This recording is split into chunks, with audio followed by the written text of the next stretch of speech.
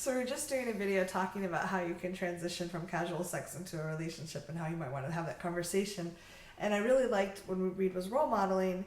I liked the energy he had, and we wanted to talk about how you can do that without feeling off balance. I'm here with Reid Mahalka from ReidAboutSex.com. And I am here with Cathy Bartuli of theintimacydojo.com. Yes.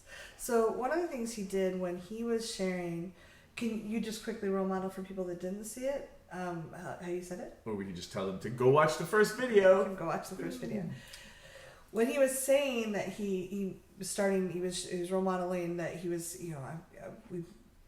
I was role modeling that I'm noticing that I'm having feels like we've been casual lovers for however long, and I'm just letting you know, like I'm catching myself having feels, like in the way that I catch myself having feels is like I'm thinking about what it would be like for us to date, or like when I'm really in it, I'm like, what would it be like if Cathy and I moved in together and then planted flowers and then tended a garden?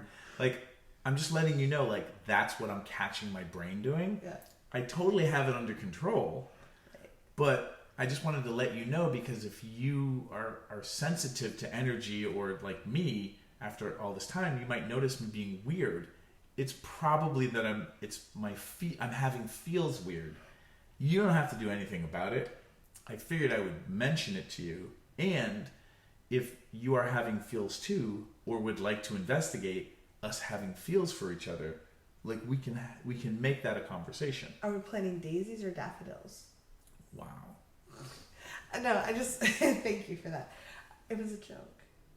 I can't believe you only have daisies or daffodils. The world is not binary, Cathy. It's already not going to work. So, I like roses. Oh. Roses. So when he was sharing, I think for a lot of people, myself included, I don't find that I'm attracted that way to a lot of people. Mm-hmm. So when I do find someone, it's like I feel very vulnerable, and like my identity is wrapped up in that. And when Reid was sharing, he was still very grounded and centered in himself. He was like, I am still me. At least how it occurred from the outside. Like, I'm still me. I'm sharing something vulnerable, and I'm still okay. Yeah, I'm not trying to pull your energy, or like. Yeah, I'm not trying to make it okay. If you don't give me the right answer, I will be crushed. Yeah, like I didn't feel like I had to take care of him. I really felt like he had that handled, like, and that felt really safe. So I could listen well and easily. And I felt like if I said, "Oh, that's not how I'm feeling," like he would have it handled, and it wouldn't necessarily end a great casual sex relationship. Might, but at least. No, well, I mean, if it were, it would just be because, oh, hey, just so you know, I'm having the feels for a relationship, and so I can no longer be responsible for keeping things casual. Right. And then, but that's a very adult conversation to have about something, that's casual. Mm-hmm. But you were handling it very adult. Like it felt very. He was contained in himself versus like, I need you, I want you, like you need to make me okay around this. So that. I think that's really important, and it's hard sometimes to get there when we feel like our identity is wrapped up in that. Well, it can also be hard to get there if you're starving. Yeah. Like if you've been waiting for 5 years for a real relationship to really like somebody, and in having a casual relationship, you get really clear that this might be somebody you want to make a go of with. I mean, this isn't the same, but I think this is a decent analogy, is if you've been waiting to have a child and you just haven't met the right person, and then you met somebody and you're like, oh shit, like I think I might want you to be the father or the mother of my kid. I think societally speaking, we get like, oh wow, like that's a thing, like that could happen.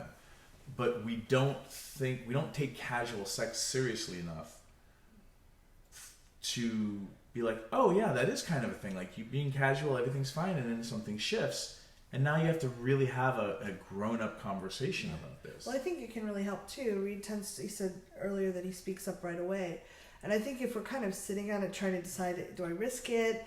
That's your signal to speak up. Yeah, but in my opinion. Often when we'll try things on, humans tend to try things on to see if it's worthwhile, and we'll create possibility and daydream about things. like we're talking about the flowers, like I can just see the picket fence and the flowers, and we right. But the sooner you talk about it, like if you start daydreaming, and I encourage my clients to talk early if they can, because once we start getting attached to the possibility, it's really hard to let go, and it's hard to keep our own balance because we're like, I have already gone down. I know what the wedding dress would look like. Here's the erotic novel I've written about us and Yes. our happy flowers. It's not just daffodils. It's roses too. Read it. But it is like there's that possibility and the attachment to the outcomes that can pull people off balance. Yeah. And just practicing speaking up and practicing like, okay, oh, I got off balance, but I can come back to me. I'm still okay. I can take care of myself. Mm-hmm. So what do you think? What are your thoughts? These are actually complex things, like societally speaking.